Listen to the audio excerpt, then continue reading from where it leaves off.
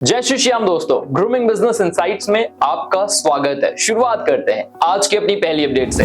हमारी पहली अपडेट आ रही है securities exchange board of India SEBI की तरफ से। सेबी ने हाल ही में एक प्रपोजल को रिजेक्ट कर दिया है, जिस प्रपोजल को एनएसई यानी कि नेशनल स्टॉक एक्सचेंज ने प्रेजेंट किया था। इस प्रपोजल में क्या था? इस प्रपोजल में डेरिवेटिव मार्केट की ट्रेडिंग के आवर्स बढ़ाने की बात कही जा रही थी। बताया जा रहा था कि शाम को 6 बजे से लेकर 9 बजे तक की इस ट्रेडिंग आवर्स की प्रपोजल दिए गए थे, लेकिन इसे सेबी ने रिजेक्ट कर दिया है और कहा है कि यहां पर प्रॉपर स्टॉक ब्रोकर्स से जो फीडबैक है वो अभी तक नहीं आया है, जिसके चलते हम इस प्रपोजल को एक्सेप्ट नहीं कर सकते हैं। इसकी जानकारी खुद आशीष कुमार चौहान ने दी, जो कि national stock exchange of India के सीईओ हैं। अगली खबर में हम बात करेंगे भारतीय संचार निगम लिमिटेड बीएसएनएल के बारे में। बीएसएनएल के बारे में आप जानते हैं, सरकारी टेलीकॉम नेटवर्क है और हाल ही में एक बड़ा फैसला लिया है बीएसएनएल ने। अगस्त के महीने तक यानी कि अगस्त 2024 तक ये देश भर में अपनी 4G सर्विसेज को रोल आउट करने की बात कह रहे हैं। यहां पर हम आपको बता दें कि ये जो 4G सर्विसेज होने वाली हैं,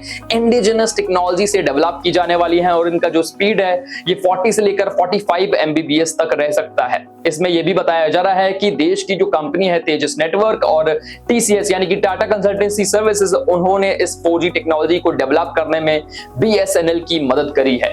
लेकिन ये देखना भी इंटरेस्टिंग है क्योंकि देश भर में इस वक्त 5G अडॉप्शन बहुत तेजी से फैल रहा है, जहां पर देश भर में यह भी देखा जा रहा है कि एक तरह की डुओपोली क्रिएट हो चुकी है 5G नेटवर्क पे। एक तरफ जियो है, दूसरी तरफ एयरटेल है और जो प्राइसेस हैं वो लगातार बढ़ते जा रहे हैं।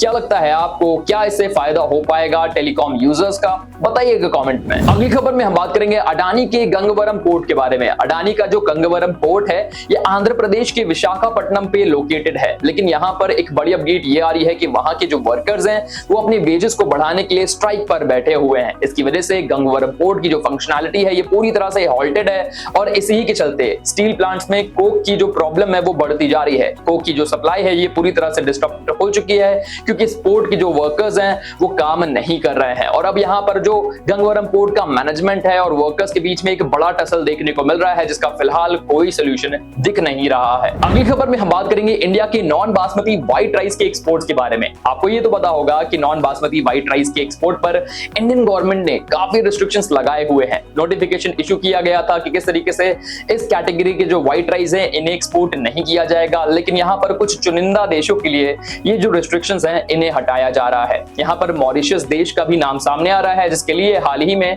Directorate general of foreign trade ने 14,000 मेट्रिक टन तक के नॉन बासमती व्हाइट राइस के एक्सपोर्ट्स को अप्रूवल दे दिया है। अगली खबर में हम बात करेंगे टाटा पावर और SJVN के बीच में हुए एक बड़े कोलैबोरेशन के बारे में। आप जानते हैं कि दोनों ही पावर कंपनीज हैं और हाल ही में दोनों कंपनीज ने एक एग्रीमेंट साइन किया है। ये एक पावर परचेज एग्रीमेंट रह रहा है जहां 460 मेगावाट तक की रिन्यूएबल एनर्जी पर कोलैबोरेट किया जाएगा और वो भी अगले 25 सालों तक। अगली खबर आ रही है गोदरेज कंज्यूमर प्रोडक्ट्स की तरफ से। अपडेट के मुताबिक गोदरेज कंज्यूमर प्रोडक्ट्स ने रिसेंटली फाइनेंशियल ईयर 2024 के Q4 के रिजल्ट्स आउट कर दिए हैं और यहां पर इनके नेट लॉसेस रह रहे हैं और वो भी 1890 करोड़ से ज्यादा के। ये जो नेट लॉसेस है ये काफी सरप्राइजिंग फैक्टर रह रहा है क्योंकि Q3 में इनके नेट प्रॉफिट थे और वो भी 450 करोड़ से ज्यादा के।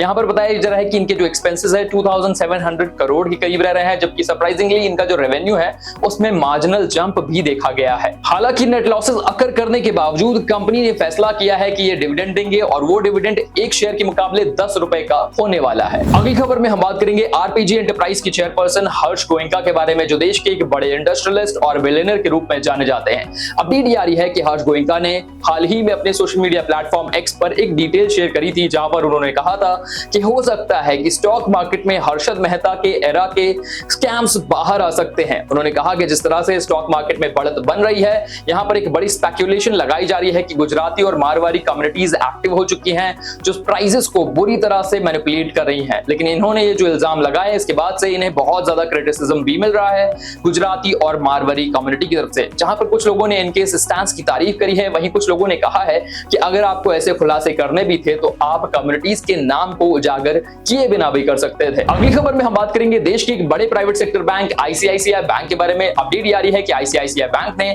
NRIs के लिए एक नई सुविधा निकाली है, यानी कि दुनिया भर के 10 के करीब देशों में जो NRIs रहते हैं, इंडियंस रहते हैं, उन्हें अब UPI की सुविधा मिल सकती है और वो भी उनके इंटरनेशनल नंबर पे।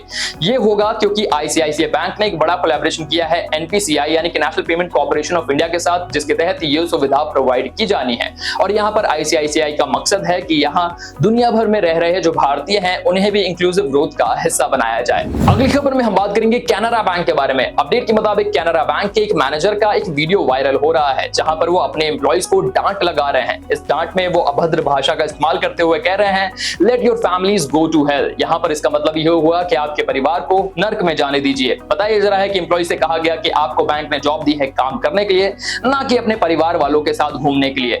यहाँ पर बता दें आपको कि बैंक ने इस पर रिस्पॉन्ड करते हुए कहा है कि एप्रोप्रिएट एक्शंस लिए जाएंगे। पर आपको क्या लगता है इस अपडेट के बारे में कमेंट में बताना ना भूलें। अगली खबर आ रही है ग्लोबल इन्वेस्टमेंट कंपनी केकेआर की तरफ से। केकेआर एक ग्लोबल इन्वेस्टमेंट कंपनी है जिसने हाल ही में बेंगलुरु के अंदर सिचुएटेड हेल्थियम मेडटेक नाम की एक मेडिकल डिवाइस मेकिंग कंपनी को अक्वायर कर लिया है। बताया जा रहा है कि यहाँ पर इस कंपनी की जो वैल्यूएशन है ये 7,000 करोड़ के करीब की लगाई गई है इंक्लूडिंग इट्स डेट, लेकिन अभी भी जो अमाउंट पे किया गया है इसे अक्वायर करने के लिए वो डिस्क्लोजर नहीं हुआ है। बता दें आपको कि ये कंपनी साल 1992 में स्टैब्लिश हुई थी। अगली खबर में हम बात करेंगे बिलियनर और इंडस्ट्रियलिस्ट आनंद महिंद्रा के बारे में, जो कि एक बड़े बिलियनर और इंडस्ट्रियलिस्ट हैं, महिंद्रा एंड महिंद्रा के चेयरपर्सन हैं।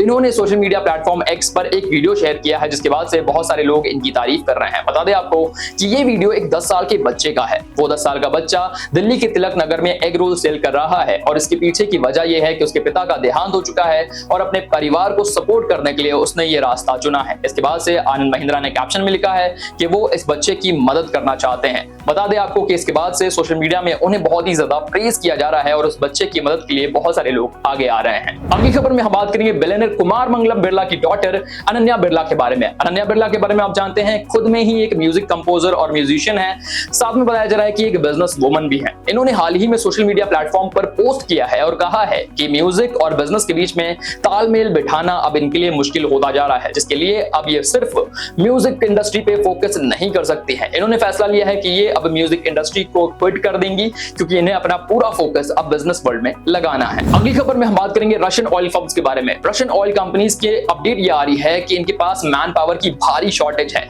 40,000 के करीब इनकी मैन पावर शॉर्ट पड़ रही है और इसके पीछे का जो कारण है वो है रशिया और यूक्रेन की वॉर, जहां पर ज्यादातर जो लोग हैं रशिया के वो अब सोल्जर की तरह वॉर में जा चुके हैं। बता दें आपको कि एज अ सोल्जर जो इन्हें मंथली सैलरी मिलती है वो एज अ वर्कर जो कि रशियन ऑयल कंपनीज के साथ काम करते हैं उन्हें ईयरली बेसिस पे भी नहीं मिलती। इसके चलते मैन पावर की भारी कमी हो चुकी है। अगली खबर आ रही है स्टारबक्स की तरफ से, जो दुनिया की सबसे बड़ी कॉफी चेन है। अपडेट के मुताबिक स्टारबक्स की इंडिया में जो ग्रोथ है वो बहुत ही ज्यादा स्लो रह रही है फाइनेंशियल ईयर 2024 में, जहां पर इनकी जो ग्रोथ है वो महज 12% की रफ्तार से हुई है और इनका जो रेवेन्यू है 1218 करोड़ के करीब का रह रहा है।